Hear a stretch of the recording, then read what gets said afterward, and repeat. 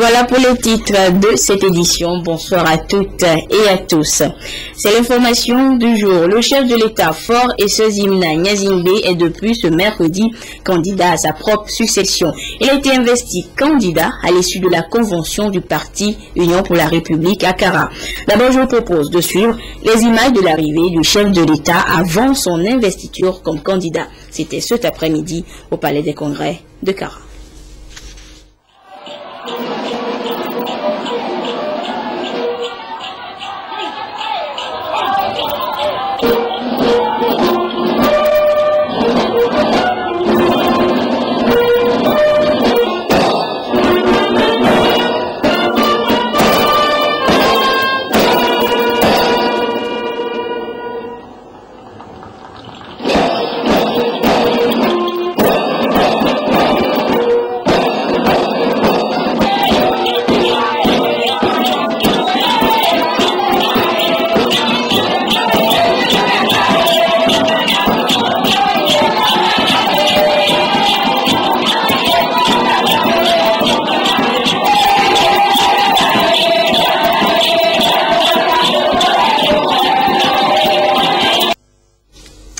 C'est ce matin donc que les travaux de la convention ont démarré à Kara.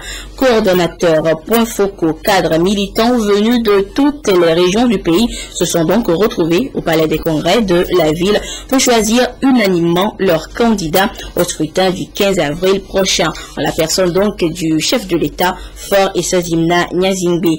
Et le président de la République a accepté cela comme un devoir et un sacerdoce. Il a accepté avec fierté et il a tenu à affirmer qu'il pourra réussir sa mission en ne comptant que sur le soutien de tous. Nous reviendrons plus en détail sur cette convention du parti Union pour la République à Kara dans le courant de cette édition. La suite de ce journal, et le chef de l'État a également reçu le matin à Lomé en audience le staff du groupe Kabian Hospitality Development chargé de la rénovation de l'hôtel du 2 février. La délégation a échangé avec le président sur les innovations qui vont intervenir dans ces travaux, les différents motifs de décoration, accessoires et les emplois et perspectives. Avant donc cette audience qui a eu lieu à l'ancien palais de la présidence, c'est le chef de l'État plutôt qui a rendu visite au groupe sur le site où se déroulent les travaux. À travers une visite guidée, il a pu constater l'état d'avancement du chantier des travaux réalisés à 15% depuis leur démarrage le 20 janvier de cette année. Les précisions avec Prudence, Zinsou et Aimé Aval. L'hôtel du 2 février, icône emblématique du passé glorieux du Togo, est en pleine réhabilitation. Le président de la République s'est rendu sur le chantier pour se rendre compte du niveau d'exécution des travaux, 15%, et surtout encourager les ouvriers qui opèrent sur le site.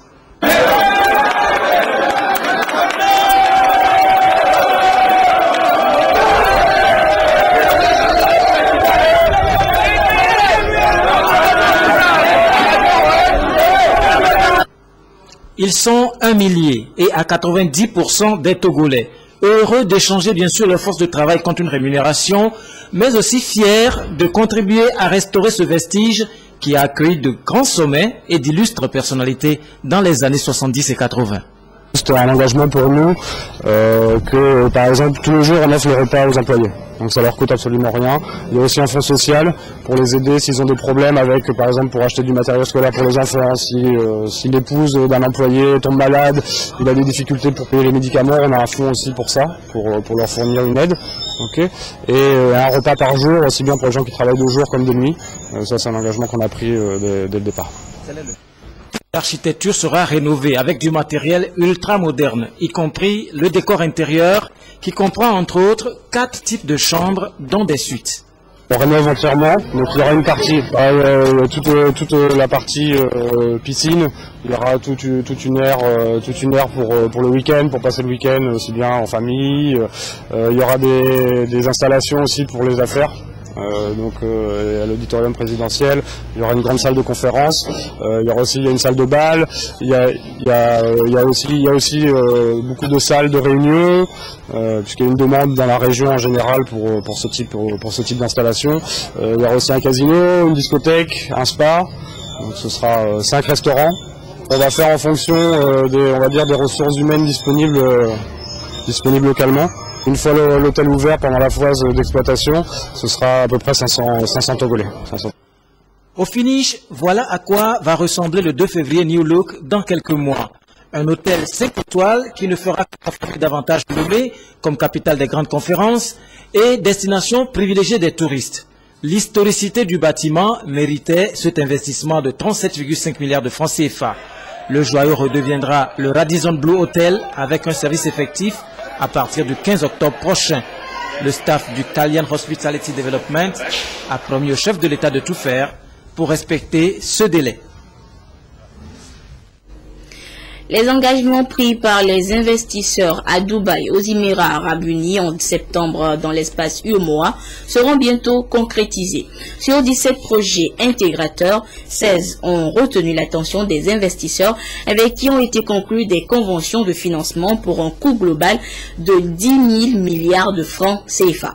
Le Togo a signé un accord de subvention pour le financement des travaux de la voie express Lomé-Sinkassé, frontière du Burkina Faso. 5 mois après ces engagements, c'est l'étape de la descente sur le terrain pour la mise en œuvre des projets. C'est ce qui justifie donc l'arrivée à Lomé d'une délégation de ces investisseurs de la commission de l'UEMOA et de la BOAD. Ils ont été reçus en audience ce mercredi donc par le chef de l'État Faure Gnassingbé. Nous écoutons respectivement le président de la commission de l'UEMOA, celui de la BOAD et le porte-parole des investisseurs au sortir de cette audience au micro de Prudence Zinsou.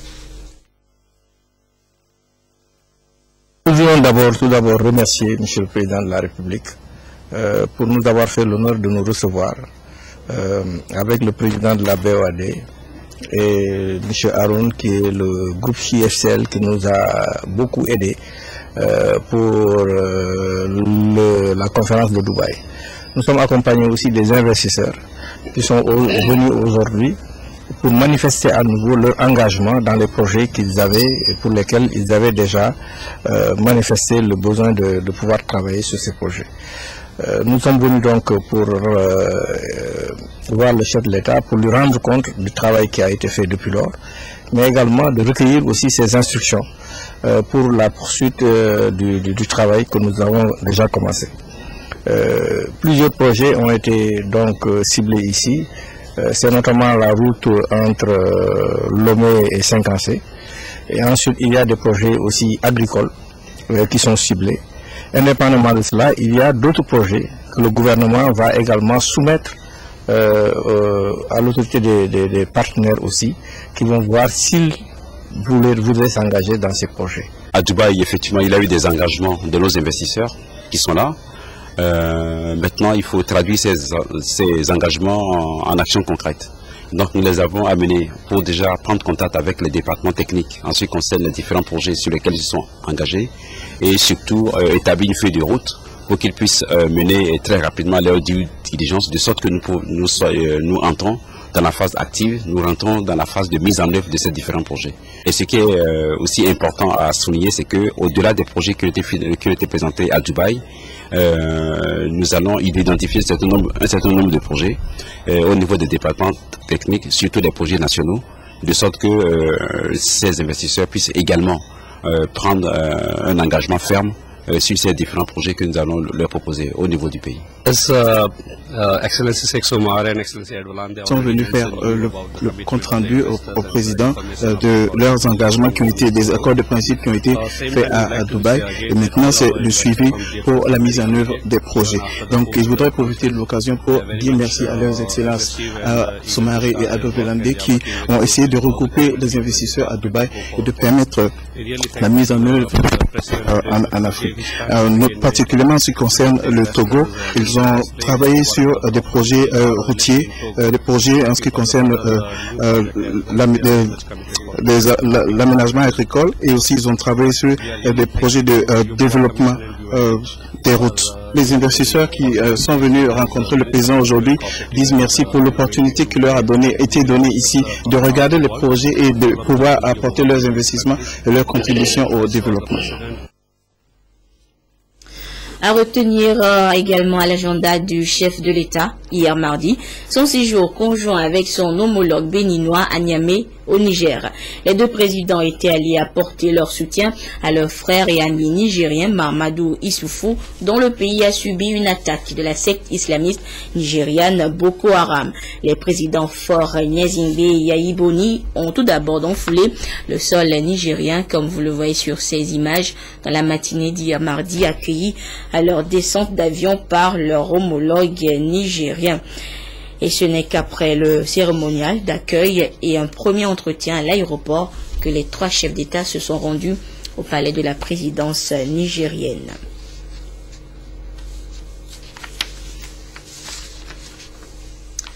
C'est donc à la présidence nigérienne que les deux présidents togolais et béninois ont détaillé le but de leur visite, celui de témoigner leur compassion au peuple nigérien suite à l'attaque par les combattants de la secte Boko Haram sur Abadam, un village du nord Niger. Edem Sousoupan.